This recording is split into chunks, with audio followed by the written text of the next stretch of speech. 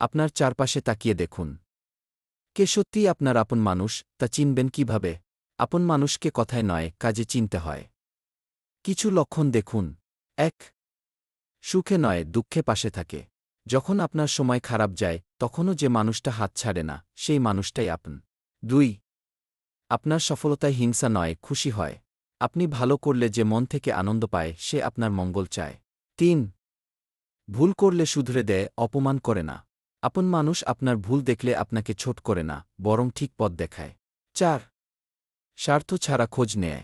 কোনো দরকার ছাড়াই যে জিজ্ঞেস করে, কেমন আছো? তার ভালোবাসায় সত্যতা থাকে। ৫. আপনার অনুপস্থিতিতেও সম্মান করে। সামনে ভালো আর পিছনে খারাপ কথা বলে না। ৬. আপনার চোখের ভাষা বুঝে। সব কষ্ট মুখে বলতে হয় না। সত্যিকারের আপন মানুষ অনেক সময় না বললেও বুঝে যায়। মনে রাখবেন, রক্তের সম্পর্ক হলেই সবাই আপন হয় না, আর রক্তের সম্পর্ক না থাকলেও কেউ কেউ হৃদয়ের খুব কাছের মানুষ হয়ে যায়। ছোট্ট শিক্ষা: যে মানুষটা আপনার খারাপ সময়েও পাশে থাকে, আপনার চোখের জলকে গুরুত্ব দেয়, সেই মানুষটাই আপনার সত্যিকারের আপন মানুষ।